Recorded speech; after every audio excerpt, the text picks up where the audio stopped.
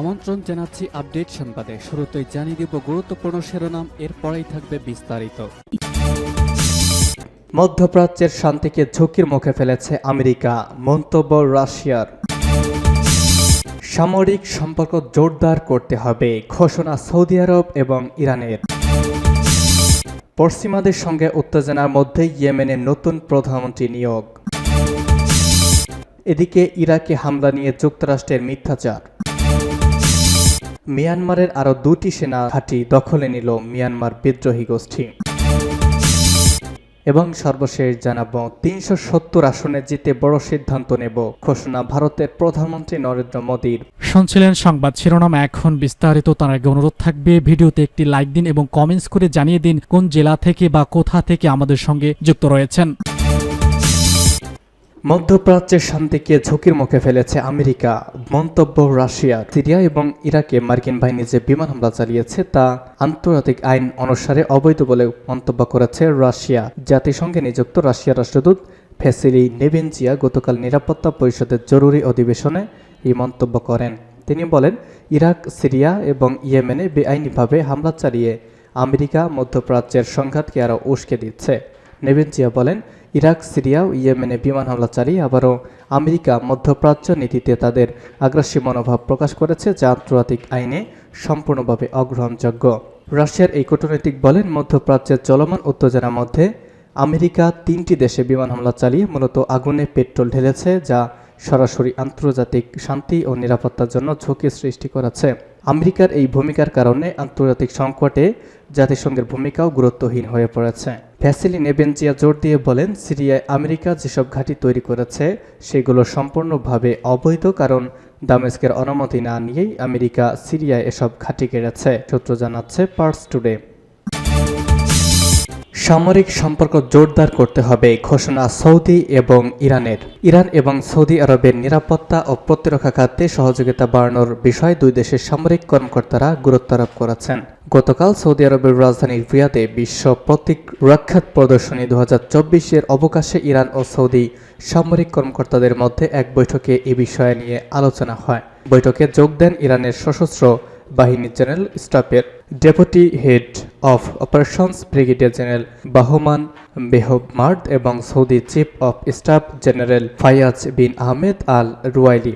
বৈঠকে ইরানের সেরা কর্মকর্তা নিজের দেশের প্রতিরক্ষা এবং সামরিক সক্ষমতার কথা তুলে ধরে বলেন, সৌদি আরবের সাথে সম্পর্ক উন্নয়নের ব্যাপারে তেহরান সম্পূর্ণভাবে প্রস্তুত। তিনি জেনারেল রুয়াইলিকে তেহরান সফরের আমন্ত্রণ জানান। ইরানের প্রতিরক্ষামন্ত্রীর পক্ষ থেকে সৌদি প্রতিরক্ষামন্ত্রীকে পাঠানো একটি বার্তা এ সময় তিনি পৌঁছে দেন।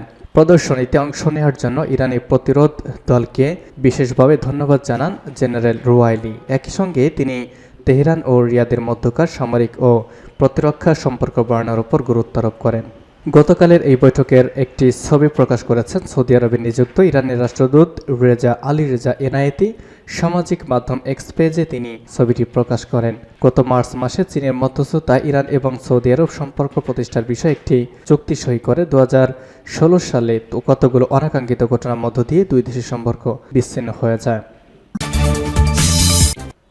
পশ্চিমাদের সঙ্গে উত্তেজনার মধ্যে ইয়েমেনের নতুন প্রধানমন্ত্রী নিয়োগ। ইয়েমেনের আন্তর্জাতিকভাবে স্বীকৃত সরকার হঠাৎ করে বর্তমান পররাষ্ট্রমন্ত্রী আহমেদ আদওয়ান বিন মুবারককে নতুন প্রধানমন্ত্রী হিসেবে নিয়োগ দিয়েছে।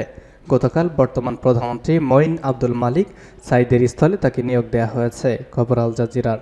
লোহিত সাগরে বাণিজ্যিক জাহাজে হামলার জেরে পশ্চিমাদের সঙ্গে ইয়েমেনের হুতি বিদ্রোহীদের উত্তেজনা চলছে। এই হামলার জেরে ইয়েমেনের হুতিদের সামরিক স্থাপনা একের পর এক পাল্টা হামলা করে আসছে যুক্তরাষ্ট্র ও যুক্তরাজ্য। এমন উত্তেজনার মধ্যে আহমেদ আদওয়াকে প্রধানমন্ত্রী হিসেবে নিয়োগ দেওয়া হয়েছে। গতকাল ইয়েমেনের প্রেসিডিয়াল লিডারশিপ কাউন্সিল থেকে জারি করা এক আদেশে বলা হয়েছে, প্রধানমন্ত্রী হিসেবে আহমেদ আওয়াদকে দেওয়া হয়েছে। সদ্য বিদায়ী প্রধানমন্ত্রী সিন্ডিকেটের উপদেষ্টার দায়িত্ব পালন করবেন, তবে প্রধানমন্ত্রী পরিবর্তনে কোনো কারণ জানা যায়নি। আহমেদ আওয়াদ যুক্তরাষ্ট্রে ইয়েমেনের রাষ্ট্রদূত হিসেবে দায়িত্ব পালন করেছেন। তিনি হুতি বিদ্রোহীদের কঠোর বিরোধী হিসেবে পরিচিত। 2015 সালে হুতিরা তাকে অপহরণ করলে তিনি বিশ্বব্যাপী পরিচিত হয়ে ওঠেন। অপহরণের সময় তিনি ইয়েমেনের প্রেসিডেন্টের চিফ অফ স্টাফ হিসেবে কর্মরত ছিলেন। অবশ্য তখন প্রেসিডেন্ট আব্দুর রাব্বু মনসুর হাদির সঙ্গে তার ক্ষমতার দ্বন্দ্ব চলছিল। হুতিরা আহমেদ আওয়াদকে অপহরণ করলে ইয়েমেনের রাজনৈতিক সংকট দেখা দেয়। হুতিদের সঙ্গে সংঘাতে জড়িয়ে পড়লে সরকারি বাহিনী এর জেরে দেশটিতে প্রেসিডেন্ট ও সরকার পদত্যাগ করতে বাধ্য হয়।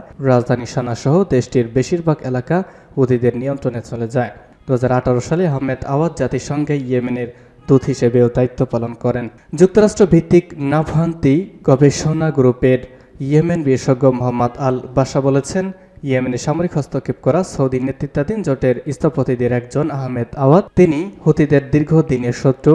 প্রধানমন্ত্রী হিসেবে তার নিয়োগ ভালোভাবে নেবে না হুতিরা। এমনকি এই কারণে হুতি আন্তর্জাতিকভাবে স্বীকৃত সরকারের মধ্যে উত্তেজনা আরও বাড়তে পারে।